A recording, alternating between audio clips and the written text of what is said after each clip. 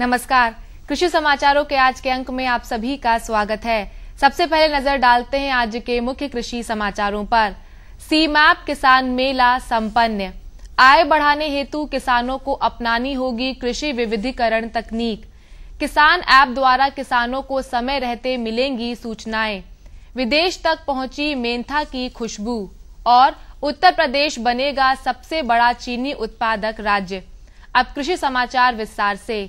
केंद्रीय औषधि एवं सघन पौधा संस्थान सीमैप में 1 दिवसीय किसान मेले का आयोजन किया गया। मेले का उद्घाटन भारतीय कृषि अनुसंधान परिषद नई दिल्ली के महानिदेशक व बनारस हिंदू विश्वविद्यालय के पूर्व कुलपति ने किया। इस अवसर पर रक्षा अनुसंधान एवं विकास संगठन के पूर्व निदेशक और पूर्व राष्ट्रपति डॉक्टर एपीजे अब्दुल कलाम द्वारा लिखित पुस्तक विंग्स ऑफ फायर के सह लेखक तथा प्रदेश के कृषि उत्पादन आयुक्त विशिष्ट अतिथि रहे। मेले में उत्तर प्रदेश के अलावा कई प्रदेशों से लगभग 5000 किसानों और उद्यमियों ने भाग लिया। औषधीय एवं सगंध पौधों पर उत्पादन से बाजार तक परिचर्चा गोष्ठी का भी आयोजन किया गया। साथ ही उन्नत पौध सामग्री, आसवन व प्रसंस्करण का भी प्रदर्शन किया गया। सीएसआईआर की विभिन्न प्रयोगशालाओं द्वारा कृषि सामग्री संबंधी स्टॉल भी लगाए गए। किसानों को कृषि विविधीकरण की नवीनतम तकनीकों को अपनाकर अपनी आय बढ़ानी होगी। भारतीय गन्ना अनुसंधान संस्थान में आयोजित रबी किसान सम्मेलन में कानपुर के चंद्रशेखर आजाद कृषि एवं प्रौद्योगिकी विश्वविद्यालय के कुलपति ने किसानों को संबोधित करते हुए यह बात कही। इस मेले में संस्थान द्वारा विकसित गन्ने की विभिन्न प्रजातियों, नवीनतम तकनीकों एवं गुड़ उत्पादन की तकनीक की भी जानकारी दी गई। इस कार्यक्रम में राजधानी के सभी विकास खंडों से आए लगभग 300 किसानों ने भाग लिया। एनबीआरआई के वरिष्ठ वैज्ञानिक के अनुसार अपने चटक रंगों व महीने भर फूलों से लदे रहने के चलते गुलदाउदी पुष्प प्रेमियों को बहुत पसंद है। इसकी 250 किस्मों में से केवल 5-6 किस्में ही जनवरी-फरवरी तक खिलती है। ऐसे में देर से खिलने वाली किस्मों पर चल रहे अनुसंधान के नतीजे बेहद उत्साहवर्धक रहे हैं।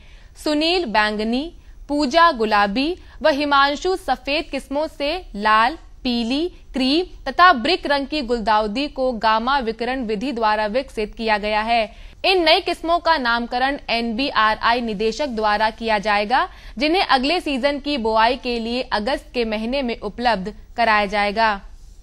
फसलों में लगने वाले कीट, रोग व मौसम की मार से बचाव के लिए अब किसानों को समय रहते सूचनाएं मिलेंगी। मोबाइल का बटन दबाते ही सभी सूचनाएं उनके सामने होंगी। चंद्रशेखर आजाद कृषि एवं प्रौद्योगिकी विश्वविद्यालय सीएसए से संबद्ध सभी 12 कृषि विज्ञान केंद्रों को डिजिटल किया जा रहा है। इसके लिए विश्वविद्यालय ने किसान ऐप बनाया है। मार्च 2017 में इसे लॉन्च कर दिया जाएगा। फसल बर्बाद होने से बचाने के लिए अब किसानों को समय रहते अलर्ट दिए जाने की तैयारी की जा रही है। कृषि विज्ञान केंद्रों से दूर रहने वाले किसान भी फसलों पर मंडराने वाले खतरों के बारे में समय रहते जान सकेंगे। सीएसए कृषि विज्ञान केंद्रों को डिजिटल करने के साथ ही किसानों को किसान ऐप का तोहफा देने जा रहा है। विश्वविद्यालय की वेबसाइट से किसान यह ऐप मुफ्त में डाउनलोड कर सकेंगे। राजधानी के मंडी धनौरा क्षेत्र के समीप स्थित मेंथा निर्यातक फर्म नोरेक्स फ्लेवर्स के नाम से मेंथा ऑयल से तैयार किए गए उत्पादों के द्वारा अमेरिका सहित 45 अन्य देशों में मेंथा की खुशबू फैला रही है। इस लघु उद्योग इकाई ने अधिक सुविधाएं न मिलने के बावजूद निर्यात के क्षेत्र में ऊंची उपलब्धि हासिल कर देशी नहीं बल्कि विदेश में भी जिले का नाम रोशन कर दिया है। मेंथा ऑयल से उत्पाद बनाने वाली यह लघु इकाई अमेरिका, फ्रांस, जर्मनी आदि देशों में मेंथा क्रिस्टल का निर्यात कर रही है। साथ ही यह इकाई देश की प्रतिष्ठित कंपनियों को भी मेंथा उत्पादों की आपूर्ति कर रही है। वाणिज्य और उद्योग मंत्रालय की संस्था केमैक्सेल द्वारा इकाई को निर्यात में उत्कृष्ट प्रदर्शन के लिए लघु एवं मध्यम उद्योग की श्रेणी में एक साथ 3 पुरस्कार प्रदान किए गए।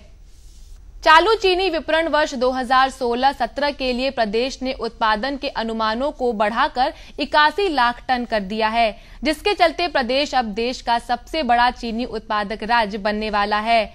मौजूदा विपणन वर्ष के लिए पहले प्रदेश ने 77 लाख टन चीनी उत्पादन का अनुमान लगाया था। केंद्रीय खाद्य मंत्रालय की ओर से बुलाई गई गन्ना उत्पादक राज्यों की बैठक में राज्य सरकार ने चीनी उत्पादन के संशोधित अनुमानों की जानकारी दी। आधिकारिक सूत्रों के अनुसार महाराष्ट्र में चीनी उत्पादन के इस साल घटकर 55 लाख टन रहने के आसार हैं। बीते वर्ष ये आंकड़ा 84 लाख टन रहा था। कम बारिश और सूखे जैसी स्थिति के चलते महाराष्ट्र और कर्नाटक में चीनी उत्पादन में गिरावट के अंदेशे को देखते हुए केंद्र ने कुल चीनी उत्पादन के अनुमानों को इस साल के लिए 2.25 करोड़ टन पर बनाए रखा है। यह आंकड़ा पिछले वर्ष की तुलना में कम है। पिछले वर्ष यह आंकड़ा 2.5 करोड़ टन रहा था। आइए अब जानकारी लेते हैं कृषि वैज्ञानिकों द्वारा किसानों को दी गई सलाह और सुझाव के बारे में। बीते दिनों हुई वर्षा का लाभ उठाते हुए गेहूं की खड़ी फसल में यूरिया की कुल संस्तुत 1/4 मात्रा की टॉप ड्रेसिंग ओट आने पर शाम के समय करें। फसलों को पाले व ठंड से बचाने के लिए खेत की मेड़ों पर धुआं करें तथा सिंचाई करें। विलंब से बोए गए गेहूं की खड़ी फसल में पहली सिंचाई बोआई के 18 से 20 दिन बाद ताजमूल अवस्था पर तथा दूसरी सिंचाई बोआई के 40 से 45 दिन बाद कल्ले बनते समय करें। जौ की खेती में खरपतवार नियंत्रण आवश्यकता अनुसार सिंचाई तथा संस्तुत मात्रा में नत्रजन की टॉप ड्रेसिंग का कार्य करें। सरसों की खेती में माहू कीट के नियंत्रण हेतु मिथाइलोडेमेटॉन 25% ईसी 1 लीटर प्रति हेक्टेयर की दर से लगभग 600 से 750 लीटर पानी में घोल बनाकर छिड़काव करें। चने की खड़ी फसल में सिंचाई समय से करें तथा खरपतवार नियंत्रण हेतु क्विजेलोफॉस इथाइल का छिड़काव करें। अरहर की अल्पकालीन प्रजातियों में निराई, गुड़ाई, विरलीकरण तथा संस्तुत मात्रा में नत्रजन की टॉप ड्रेसिंग का कार्य करें। आइए अब जानकारी लेते हैं कृषि उत्पादों के ताजा मंडी भावों की।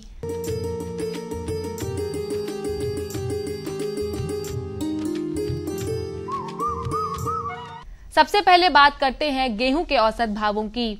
मेरठ की मंडी में 1980 रुपए, शाहजहांपुर की मंडी में 1875 रुपए, वाराणसी की मंडी में 1860 रुपए और अलीगढ़ की मंडी में 1870 रुपए प्रति क्विंटल रहा।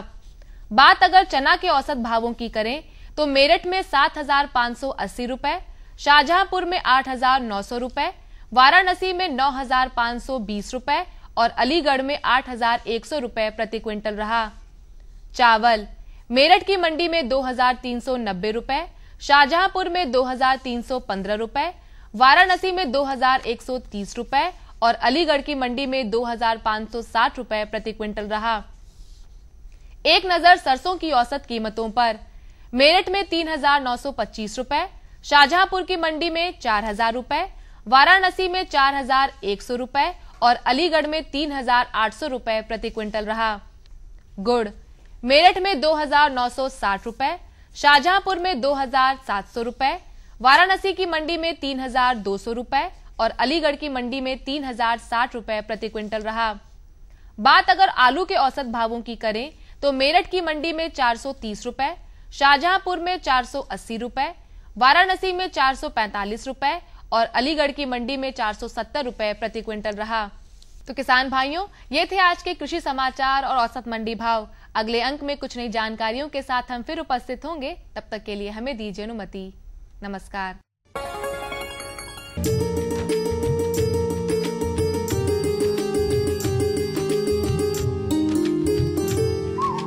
जहां परिश्रम में कुशलता संयोजित होगी, उन्नति होगी हम सबकी और धरती भी पोषित होगी। बहनों भाइयों, हम लोग बड़े परिश्रम से खेती किसानी करते हैं, लेकिन खेती किसानी में भैया कुशलता की भी बड़ी आवश्यकता होती है और हम कुशल तभी हो सकते हैं जब हमारे पास सही जानकारी हो। अगर हम गेहूं की फसल की बात करें तो गेहूं की फसल की देखभाल किस तरह से की जाए, इसकी सही जानकारी होना भी बहुत आवश्यक है। तो इसकी सही जानकारी प्राप्त करने के लिए आज हम गेहूं के खेत पर ही आए हैं और इस विषय पर जानकारी देने के लिए आज हमारे बीच में उपस्थित हैं जिला कृषि रक्षा अधिकारी डॉक्टर लल्लन सिंह यादव जी। डॉक्टर साहब, आपका स्वागत है। धन्यवाद। डॉक्टर साहब, सबसे पहले हम ये जानना चाहते हैं कि अगर हम इस समय गेहूं की फसल की बात करें तो हमारे किसान भाइयों को उनकी देखभाल में कौन कौन से बिंदुओं को ध्यान में रखना है? देखिए सुनील जी, इस समय किसान भाई जो हमारी पहले से समय से बुआई कर ली है गेहूं की फसल की, तो उनको तो है कि पहली सिंचाई कर भी चुके होंगे और उनको दूसरी सिंचाई का समय आ रहा होगा, तो उसमें समय सिंचाई कर लें। और जो हमारे किसान भाई देर से विलम्ब से बुआई गेहूँ किए हुए हैं, तो उसमें पहली सिंचाई की अवस्था आ रही है और उसमें समय से उनको 20-25 दिन के बाद पहले सिंचाई कर देना चाहिए। और उसके बाद जो है सिंचाई के बाद ओट आने पर उसमें जो है जो हमारी अवशेष नत्रजन की मात्रा है, यूरिया की मात्रा है, उसकी आधी मात्रा को टॉप ड्रेसिंग के रूप में खेत में कर देना चाहिए। डॉक्टर साहब, जिस खेत में हम खड़े हैं गेहूं की फसल है, तो अगर इस खेत में फसल की अवस्था की बात करें तो क्या अवस्था है इस समय इसकी? देखिए सुनील जी, इस समय जिस खेत में हम लोग खड़े हैं उसमें गेहूं के खेत में पहली सिंचाई हो चुकी है जी इसमें जी। और ये फसल करीब 25 दिन के ऊपर की है और इसमें इसके बाद अभी ओट आने की स्थिति है। अब इसके बाद इसमें किसान भाई जो है यूरिया की जो मात्रा है अवशेष, उसकी आधी मात्रा जो है हमारी उसकी जो है टॉप ड्रेसिंग इसमें कर दे। और उसके अलावा जो खरपतवार नियंत्रण के लिए जो इसमें है, इसमें जो सल्फोसल्फुरान है या सल्फोसल्फुरान प्लस मेटसल्फान मिथाइल है, उसको समय से छिड़क दें तो खरपतवार का नियंत्रण आसानी से इसमें हो जाएगा। डॉक्टर साहब, जैसे कि आपने टॉप ड्रेसिंग की बात करी, जी। तो इसमें टॉप ड्रेसिंग अब कब की जानी है इस खेत में? अगर बात इसमें जिसमें हम लोग खेत में खड़े एकदम सही समय टॉप ड्रेसिंग का आ गया है। सिंचाई के बाद जब खेत में चलने लायक स्थिति हो जाए तो उसमें पैर पड़ने लगे, सहने लगे उसमें, तो हमको टॉप ड्रेसिंग उसमें कर देनी चाहिए जी।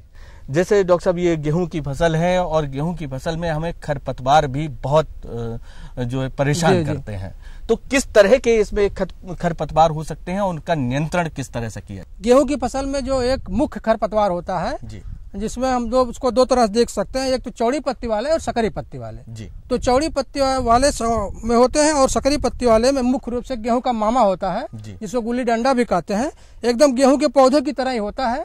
तो इसकी पहचान करना जरूरी होता है। इसमें अगर देखा जाए तो इसमें जड़ के पास जो है कत्थई रंग का इसमें होता है और गेहूं में ऐसा नहीं होता है। अच्छा, तो इसकी इसमें जो जड़ के पास कत्थई रंग का जी कलर होता है, कलर होता है इसका, तो इसकी यही पहचान है गेहूं के मामा की। जी जी। तो इसको जो है पहचान करके गेहूं के खेत में अगर हो तो इसको छिड़काव कर लेना चाहिए। अच्छा, किस चीज का डॉक्टर साहब छिड़काव करें, कैसे इसको हम नष्ट कर सकते हैं? इसको हम नष्ट करते हैं जैसे सल्फोसल्फुरान है जी, या सल्फोसल्फुरान प्लस मेटसल्फान मिथाइल है, इसको दोनों एक कॉम्बिनेशन आता है, दोनों को मिला करके इसको प्रयोग करना चाहिए। और इसकी मात्रा जैसे सल्फोसल्फुरान ले रहे हैं तो इसको जो है इसकी हमारी जो है 13 ग्राम मात्रा आती है प्रति एकड़ जी। और अगर सल्फोसल्फुरान प्लस मेटसल्फान मिथाइल ले रहे हैं तो इसकी जो है 16 ग्राम मात्रा प्रति एकड़ प्रयोग करना चाहिए।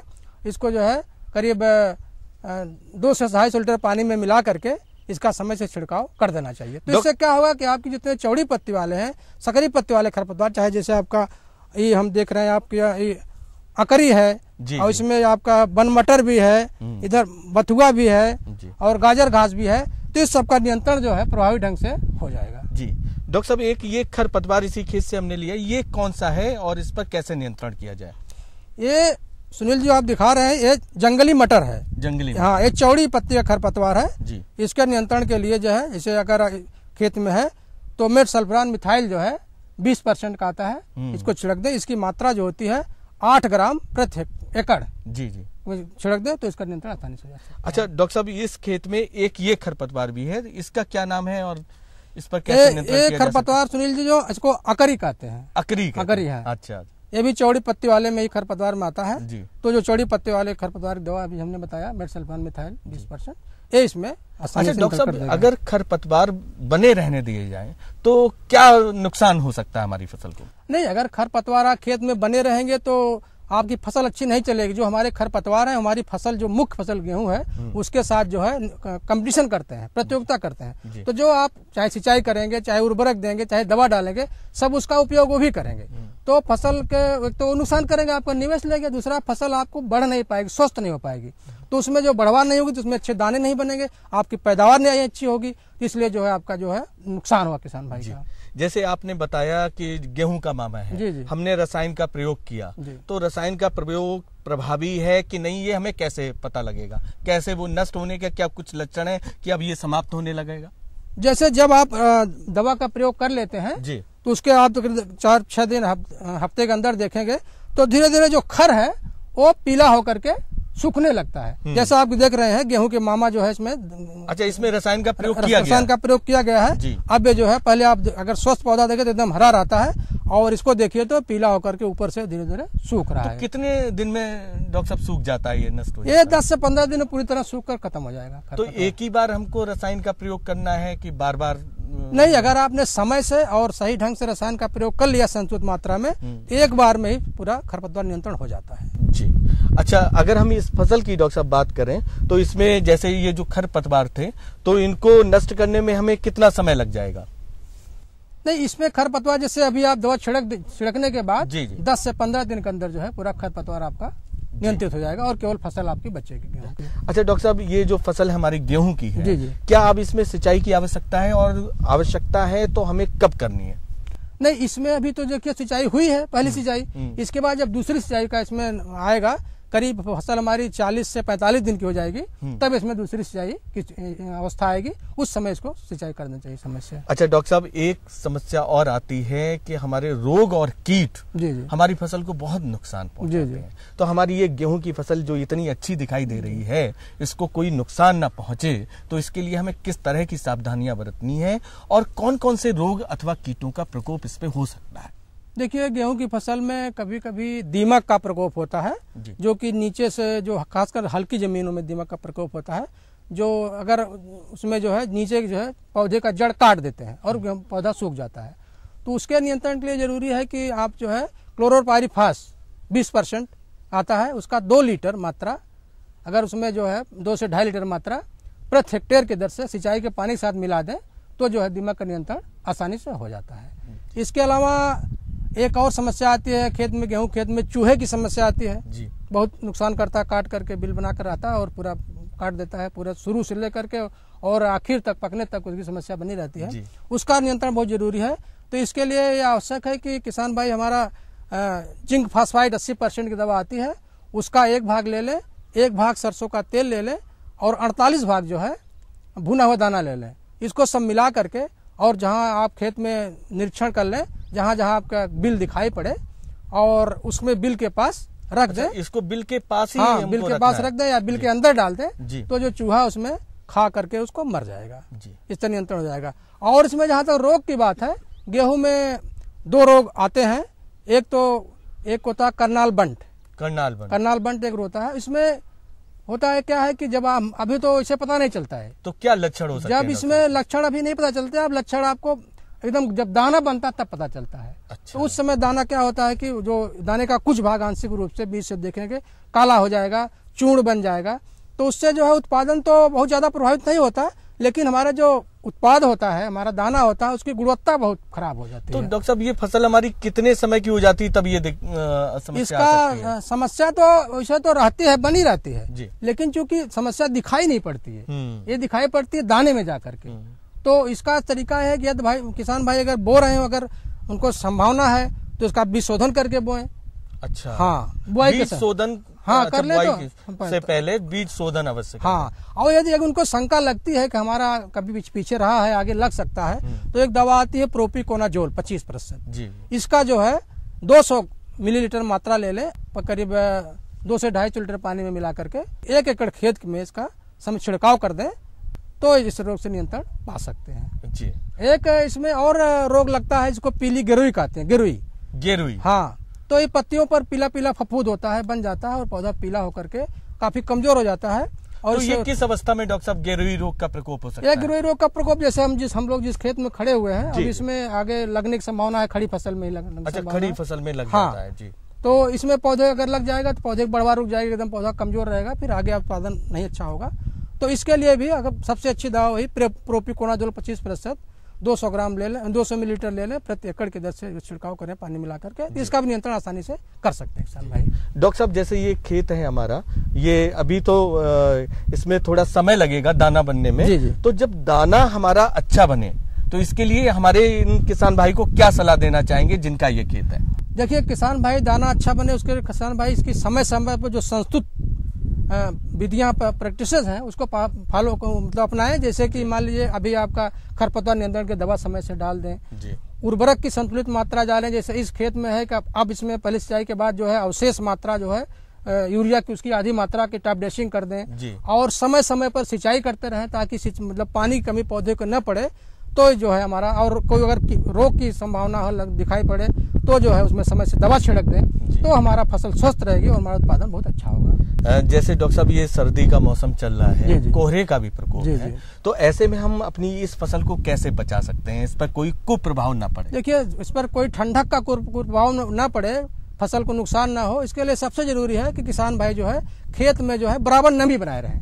जब खेत में नमी रहेगी तो पौधे के जो हमारा खड़ा है फसल है पौधा, उसमें पर्याप्त पानी रहेगा फसल में, पौधे में, तो जो है ठंडक का असर उस पे पौधे पर, हमारी फसल पर नहीं आ पाएगा। जैसे सिंचाई कर रहे हैं उसके साथ ही कीटनाशकों का हम प्रयोग करके वो कर सकते हैं? नहीं, देखिए उसमें जैसे अगर कोई ऐसी कीड़ा है जो आपका जमीन में होता है, जैसा कि दीमक होता है, तो उसके लिए तो जमीन में डाल सकते हैं। लेकिन जो कीटनाशक या कीड़ा जो बीमारी जो है हमारी फसल के ऊपर होता है, तो उसके लिए तो आपको छिड़काव ही करना पड़ेगा किसान भाई को। जैसे आपने जमीन की बात करी, तो हमारी जमीन में दीमक न लगे, इसके लिए क्या हम पहले से कुछ सावधानी बरत सकते हैं? देखिए दीमक चूंकि जमीन के अंदर होती है, दीमक ना लगे ये तो मुश्किल है। जी। लेकिन दीमक अगर आपको लगता है कि आपका खेत में दीमक लगता है, खासकर हल्की जीवनों में लगता है, आपको मालूम है कि दीमक लगता है, तो उसको आप बुआई से पहले भी उसका उपचार कर सकते हैं, और नहीं तो अगर बुआई खेत में लगा हुआ है, लग गया बुआई के बाद, तो भी उसका आपका दवा का प्रयोग करके कर सकते हैं। जैसे अगर आप बुआई के पहले है तो उसका एक जैविक कीटनाशक आता है बिवेरिया बैसियाना, उसको अगर 1 किलोग्राम और 25 किलोग्राम सड़ी गोबर खाद मिला करके बुआई से पहले अंतिम जुताई के समय खेत में मिला दें तो जो है दीमक का नियंत्रण हो जाता है। या जैसे अभी खड़ी फसल आपके उसमें दीमक आपको लगता है दीमक लग गया है, तो जो है क्लोरोपाइरीफास 20% दवा 1 लीटर प्रति एकड़ के हिसाब से पानी के सिंचाई के पानी के साथ मिला दें तो एक तरह से पूरे खेत में फैल जाएगा। एक ही बार डॉक्टर साहब ये करना होगा या हमें एक से ज्यादा बार भी करना? नहीं, अगर एक बार कर दें नियंत्रण हो जाएगा। दोबारा फिर दिखाई देता है कभी, जैसे मान महीने 1.5 महीने बाद फिर दिखाई देता है, तो उसका दोबारा एक बार दवा का प्रयोग कर लें। अच्छा डॉक्टर साहब, जैसे आपने कीटनाशक की बात करी, जब भी हम कीटनाशक लें तो उस पे उत्पादन तिथि और समाप्ति तिथि दें। जी। लेकिन हम कीटनाशक लें कहाँ से, किस जगह से, कहीं से भी ले सकते हैं या? कीटनाशक जैसे एक तो हमारी जिले में जो है कृषि रक्षा इकाइयाँ होती हैं, हर ब्लॉक में होती हैं, तो आप वहाँ से ले सकते हैं। नहीं तो आप कीटनाशक वहाँ से ले सकते हैं जो कि हमारे निजी विक्रेता हैं जो लाइसेंस रखते हैं दुकान, वहाँ से ले सकते हैं। हाँ, तो आप 2 जगह से ले सकते हैं। मतलब प्रमाणित जगह से ही हाँ, कीटनाशक आप प्रमाणित जगह से ही लेंगे तो ताकि किसी धोखाधड़ी से आप बच सकते हैं। फसल की जब पुष्पावस्था आएगी तो उस समय हम किन बातों को ध्यान में रखें? पुष्पावस्था में एक तो सबसे बहुत जरूरी है कि आप जो है नमी जरूर बनी रहे चाहिए, उसमें खेत में पानी की कमी नहीं होनी चाहिए फसल में। दूसरा ये है कि आप अगर अवशेष जो आपका यूरिया है उसका अगर मात्रा का टॉप ड्रेसिंग न किए हो तो उस समय जरूर कर देना चाहिए। जी। डॉक्टर साहब, आज आपने गेहूं के खेत पर गेहूं की देखभाल कैसे की जाए इसकी बहुत अच्छी जानकारी दी, इसके लिए आपको बहुत बहुत धन्यवाद। बहनों भाइयों, जैसा कि डॉक्टर साहब ने बताया कि हम अपने गेहूं के खेत की देखभाल किस तरह से कर सकते हैं, और इसी के लिए आज हम गेहूं के खेत पर भी आए थे और डॉक्टर साहब ने बहुत अच्छी तरह से बताया कि किन किन अवस्थाओं में कैसे हमें गेहूं की खेत की देखभाल करनी है। डॉक्टर साहब ने जो जानकारी दी इस पर आप अमल करेंगे तो निश्चित रूप से लाभान्वित होंगे। इसके साथ ही अब हमारे कार्यक्रम का समय समाप्त होता है, हमें अनुमति दीजिए। नमस्कार।